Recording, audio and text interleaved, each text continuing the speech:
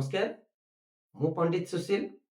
आज आम आलोचना करवा एक इम्पोर्टाट टॉपिक महत्वपूर्ण विषय जो विषय आज टॉपिक जे कि एजुकेशन पिला शिक्षित पिला जो माने सर्विस खोजुचंती मिलूनी तो केबे मिलिबो तो जॉब रो जुग बा सर्विस रो जुग आजिका डेट अच्छी कि नहीं तो से विषय में आलोचना करवा ता केमिति जानिबा सबुठ इम्पोर्टाट जे मोर सर्विस जुगटा केबे बनुची किंबा आजिका डेट ए वर्ष बनुची कि नहीं ता जानिबा को हेले जो सूत्र मु कहिबी ताहा आपण नोट करिवे एवं आपण आपनको कुंडली रे आपनको जन्म जातक रे अप्लाई करिवे। जदि अप्लाई कला परे सठिक होउची तेबे आपण निश्चिंत रहिबे आपनको पई ए वर्ष निश्चिंत रूपे सर्विस हबो। सूत्रटी मन रखंतु। सूत्र कौन? कर्माधिपति ग्रह होचंती शनिदेव, न्यायाधीश शनिदेव, कर्मर मालिक शनिदेव। आपण आपनको जन्म जातक खोलिबे देखिबे आपणकर शनिदेव केउ राशि रे बसिछंती। एडी चंद्र राशि कथा उठुनी जे चंद्र जो राशि रे थांती सेटा राशि हो जाए ताकू माइंड को आनिबे नाही।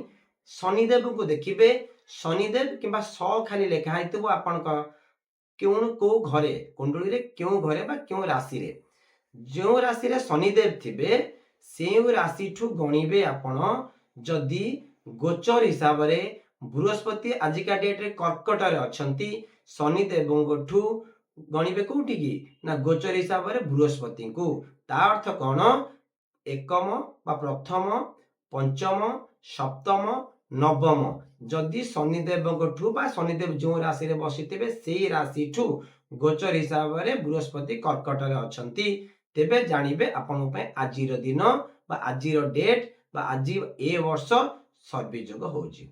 सूत्र एई सूत्र कि उदाहरण मु कहिली से उदाहरण माध्यम रे हमें बुझिबा। आपण माने समस्त जानिचंती आजिका डेट रे बृहस्पति अच्छी कौटी गोचर हिसाब से बृहस्पति अच्छा आपंकर कर्कट रे उच्च रे जदि बृहस्पति उच्च रे अच्छी सूत्र कौन कहूँ ना सूत्र कहूँ शनिदेव जदि कर्कट रे थे मतलब एकम पंचम सप्तम एवं नवम आपणक जन्म जातक आपणक कुंडल रे शनिदेव जो घरे थे जो राशि रे थे शनिदेव से राशि ठू बृहस्पति को गणिबे जदि एकम होउथिबो पंचम होउथिबो सप्तम होउथिबो एवं नवम होउथिबो तेबे निश्चिंत रूपे ए वर्ष आपण पई पूर्ण मात्रा रे जोग खोलुची कोन चाकरी रो जोग सर्विस रो जोग। द्वितीय आमे उदाहरण नैचंती आसंतु सेटा आमे आलोचना करिनबा।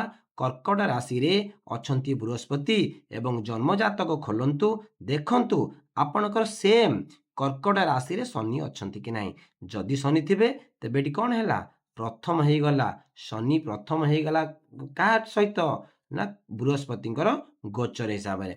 द्वितीय उदाहरण देले बुझी परिबे जदि आपनको जन्म जातक रे मीन राशि रे एटा मीनर घर मीन राशि रे किए थिबे जदि शनिदेव थिबे जदि शनिदेव आपणक जन्म जातक रे मीन राशि रे थिबे सेउठु गणिबा पंचम हेउची कि नाही 1 2 3 4 5 कहीं 5 ना ये अच्छा बृहस्पति मीन राशि पंचम होती कौटी आपंकर बृहस्पति अच्छा कर्कट रे तेणु ये पंचम हेले माने आपंक ए वर्ष निश्चित रूपे सर्विस योग होउची।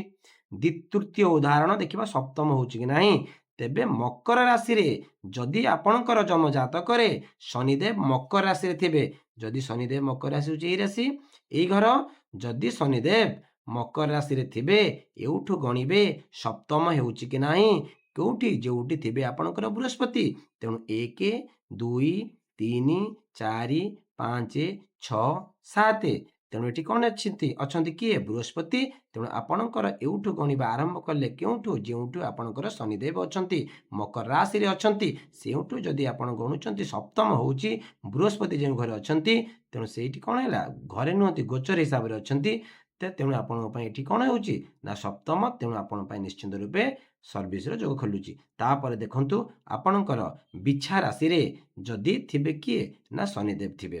ତ ବିଛା ରାଶିରେ ଯଦି ଶନିଦେବ ରହୁଛନ୍ତି ତ ଶନିଦେବ ଏଠି ବିଛା ରାଶିରେ ରହିଲେ ଏଉଠୁ ଗଣିବେ ଯଦି ନବମ ହେଉଥିବ, ତେଣୁ ଏଇଠୁ ଆମେ ଗଣିବା ନବମ ହେଉଛି କି ନାହିଁ।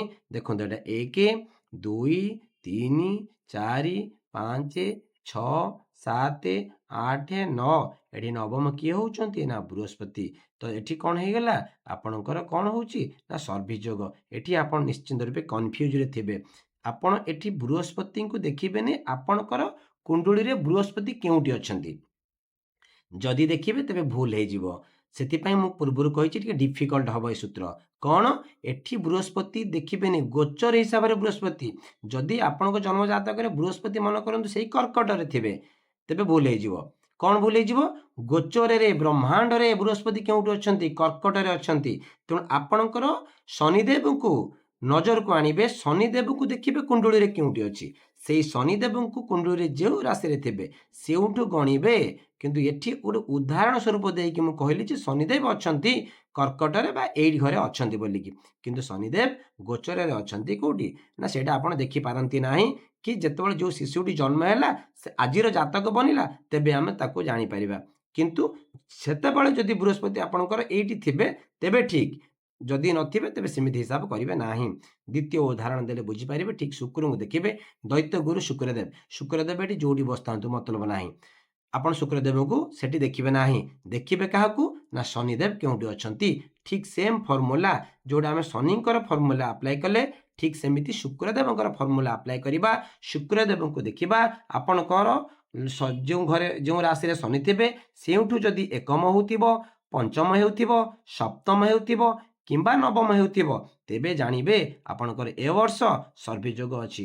ଉଦାହରଣ ଶୁକ୍ରଦେବଙ୍କୁ ଦେଖିବେ କେଉଁଠି, ମନେ କରନ୍ତୁ ଶୁକ୍ରଦେବ ଆପଣଙ୍କର ଅଛନ୍ତି କେଉଁଠି ନା ଆପଣଙ୍କର କର୍କଟରେ ଅଛନ୍ତି। ଶୁକ୍ର ଏଠି ହେଲା ଶୁକ୍ର ମନେକର କର୍କଟରେ ଅଛନ୍ତି। ଆଉ ଗୋଚର ହିସାବରେ ଆପଣ ଜାଣିଛନ୍ତି ଶୁକ୍ର ବୃହସ୍ପତି ଅଛନ୍ତି ସେଇ କର୍କଟରେ, ତେଣୁ ଏଠି ହେଲା ପ୍ରଥମ ଚାକିରି ଯୋଗ ଖୋଲିଲା। ଦ୍ୱିତୀୟ ଉଦାହରଣ ଶୁକ୍ରଦେବ ଯେମିତି ଶନିଙ୍କୁ ଦେଖିଲେ ଠିକ୍ ସେମିତି ମୀନ ରାଶିରେ ମନେକର ଏଠି ଶୁକ୍ରଦେବ ଅଛନ୍ତି, ଶୁକ୍ର ଗ୍ରହ ଅଛନ୍ତି, ଏଉଠୁ ଗଣିବେ ପଞ୍ଚମ ହେଲେ ଏଇ ଘରେ ପଡୁଛି। ତେଣୁ କ'ଣ ହେଇଗଲା ଏ ବର୍ଷ ମଧ୍ୟ ଆପଣଙ୍କ ପାଇଁ 100% ସର୍ଭିସ ଯୋଗ ଖୋଲୁଛି। ତୃତୀୟ ଉଦାହରଣ ଏଠି ଦେଖିବା ମକର ଘରେ କିଏ ଅଛନ୍ତି? ଶୁକ୍ର। ଆପଣଙ୍କ ଜନ୍ମ ଜାତକରେ କୁଣ୍ଡଳୀରେ ବା ଆପଣଙ୍କ ସାଙ୍ଗସାଥୀଙ୍କର ଦେଖିବେ, ଏଠି ଦେଖିବେ ଯଦି ଶୁକ୍ରଦେବ କେଉଁଠି ଥିବେ ନା ମକର ରାଶିରେ ଥିବେ ସେଇଠୁ ଗଣିବେ ଗୁରୁଦେବ ଅଛନ୍ତି ଉଞ୍ଚରେ କେଉଁଠି ଆପଣଙ୍କର କର୍କଟରେ। ସେଇଠୁ ଗଣିବା ଆରମ୍ଭ କରିବେ 1 2 3 4 5 6 7 ସପ୍ତମ। ତେଣୁ ସପ୍ତମ ହେଲେ କ'ଣ ହେଇଗଲା ଆପଣ ପାଇଁ ସର୍ଭିସ ଯୋଗ ଖୋଲିଲା। ତାପରେ ମଧ୍ୟ ଦେଖିବେ ବିଛା ଘର। ବିଛା ଘର କୋଉଟା ଆପଣଙ୍କର ଏଇ ଘରେ। ଏଇ ଘରେ ଯଦି କିଏ ଥିବେ ଶୁକ୍ରଦେବ ଥିବେ, ଏଇ ଘରେ ଯଦି ଶୁକ୍ରଦେବ ରହିଲେ ଏଉଠୁ ଗଣିବେ ନବମ ହେଉଥିବ ଗୋଚର ହିସାବରେ। ଏଉଠୁ ଦେଖିବେ ଶୁକ୍ରଦେବଙ୍କୁ ଗଣିବେ 1 2 3 4 5 6 7 8 9 ନବମ ହେଲେ ବୃହସ୍ପତି ଏଠି ଅଛନ୍ତି। ତେଣୁ ଆପଣଙ୍କର ଶୁକ୍ରଦେବ ଯେଉଁ ରାଶିରେ ଥିବେ ସେଇ ରାଶିଠୁ ନବମ ଯଦି ହେଉଛନ୍ତି ଗୋଚର ହିସାବରେ କିଏ କର୍କଟ ରାଶିରେ ବୃହସ୍ପତି, ତେବେ ଜାଣିବେ ଏ ବର୍ଷ ଆପଣଙ୍କ ପାଇଁ ପୂର୍ଣ୍ଣ ମାତ୍ରାରେ ଯୋଗଟି ଅଛି। କ'ଣ? ସର୍ଭିସର ଯୋଗ। ଇଏ ଥିଲା ଫର୍ମୁଲା। ଏଇ ଫର୍ମୁଲା ଆପଣ ଆପ୍ଲାଏ କରନ୍ତୁ। ଆପଣଙ୍କ ଜନ୍ମଜାତକ ଖୋଲନ୍ତୁ, ପ୍ରଥମେ ଶନିଦେବଙ୍କୁ ଦେଖନ୍ତୁ ଶନିଦେବ କେଉଁ ରାଶିରେ ଅଛନ୍ତି ଏବଂ ଶୁକ୍ରଦେବଙ୍କୁ ଦେଖନ୍ତୁ ଶୁକ୍ରଦେବ କେଉଁ ରାଶିରେ ଅଛନ୍ତି। ସେଇଠୁ ଗଣିବା ଆରମ୍ଭ କରିବେ। ବୃହସ୍ପତି ଗୋଚରରେ କର୍କଟ ରାଶିରେ ଅଛନ୍ତି। ଯଦି ପ୍ରଥମ, ପଞ୍ଚମ, ସପ୍ତମ ଏବଂ ନବମ ହେଉଥିବ ତେବେ ନିଶ୍ଚିନ୍ତ ରୂପେ ଆପଣଙ୍କ ପାଇଁ ଏ ବର୍ଷ ସର୍ଭିସ ହେବ। ତାପରେ ବି ଆଉ ଗୋଟେ ଛୋଟ କଥା ମୁଁ କହୁଛି, ଆପଣଙ୍କ ଜନ୍ମ ଜାତକରେ ଲଗ୍ନ କୁଣ୍ଡଳୀରେ ଆପଣଙ୍କର ଲଗ୍ନ ଯାହା ବି ହେଇଥାଉ ନା କାହିଁକି ଦେଖିବେ ଏକାଦଶ ଘର, ଏଇ ଘର ଏକାଦଶ ଘର ଅଧିପତି ଯିଏ ହେଇଥିବ, ଏଠି ମୁଁ ଲଗ୍ନ ଗୋଟେ ଉଦାହରଣ ପାଇଁ ମେଷ ଲଗ୍ନ ନେଇଛି, କିନ୍ତୁ ଆପଣଙ୍କର କ'ଣ ଲଗ୍ନ ହେଇଥିବ। ତେଣୁ ଦେଖିବେ ଆପଣଙ୍କର ଏକାଦଶ ଘରର ଅଧିପତି ଗ୍ରହ କିଏ, ଏଇଟା ହେଉଛି ଆୟ ଘର। ଯଦି ଆୟ ଘରର ଅଧିପତି ଗ୍ରହ ଯିଏ ହେଇଥିବ, ଏଠି ହେଉଛି ଶନି, ସେ ଶନିଙ୍କର ଯଦି ମହାଦଶା ଚାଲିଥିବ କିମ୍ବା ଅନ୍ତର୍ଦଶା ଚାଲିଥିବ ତେବେ ଜାଣିବେ ମଧ୍ୟ ସର୍ଭିସ ଯୋଗ ଆପଣଙ୍କର ବନୁଛି। ତାପରେ ଦ୍ୱିତୀୟ ଘର ହେଉଛି ଧନର ଘର। ଏଇଟା ଆପଣ ଜାଣିଛନ୍ତି ଧନର ଘର ବା ସେଭିଂ ଆକାଉଣ୍ଟ ଘର। ଏଇଟା ଯଦି ଆୟ ଘର ହେଲା, ଦ୍ୱିତୀୟ ଘର ଧନର ଘର। ଏଇ ଘରର ଅଧିପତି ଗ୍ରହ କିଏ ହେଇଥିବେ? ଏଠି ଶୁକ୍ର ହେଉଛନ୍ତି। ଯଦି ଶୁକ୍ରଙ୍କର ମହାଦଶା କିମ୍ବା ଅନ୍ତର୍ଦଶା ବି ଚାଲୁଛି ତେବେ ଜାଣିବା ଆଜିକା ଡେଟ୍ରେ ମୋତେ ଟିକେ ଚେଷ୍ଟା କଲେ ମୋତେ ଚାକିରି ମିଳିବାର ବହୁତ ଚାନ୍ସ ଅଛି। ତାପରେ ବି କର୍ମଘର ଯେଉଁଟାକି ଦଶମ ଘର, ଏଇଟା ହେଉଛି କର୍ମଘର। ଏଇ ଘରର ଅଧିପତି ମାଲିକ ଯିଏ ହେଇଥିବ, ଏ ଘରର ଅଧିପତି ଗ୍ରହ ଯିଏ ହେଇଥିବ ଏଇ ଗ୍ରହର ଯଦି ବା ମହାଦଶା ଚାଲୁଛି କିମ୍ବା ଅନ୍ତର୍ଦଶା ଚାଲୁଛି ତେବେ ଜାଣିବେ ଫିର୍ ବି ଆଜିକା ଡେଟ୍ରେ ଆପଣଙ୍କ ପାଇଁ ମଧ୍ୟ ସର୍ଭିସର ପୂର୍ଣ୍ଣମାତ୍ରା ଯୋଗ ରହୁଛି। ତାପରେ ଯଦି ଏଇ ଫର୍ମୁଲା ଆପ୍ଲାଏ କରିବା ସହିତ ଏ ଦଶା ଗୁଡ଼ା ସପୋର୍ଟ କରୁଛି ତେବେ ନିଶ୍ଚିନ୍ତ ଆପଣ ହେଇଯିବେ ଏ ବର୍ଷ ମୋତେ ଚାକିରି ମିଳିବାଟା ଥୟ 100% ଆପଣ ମିଳିବ। ଇଏ ଥିଲା ଆଜିର ଟପିକ୍। ଆଜି ପାଇଁ ଏତିକି। ନମସ୍କାର।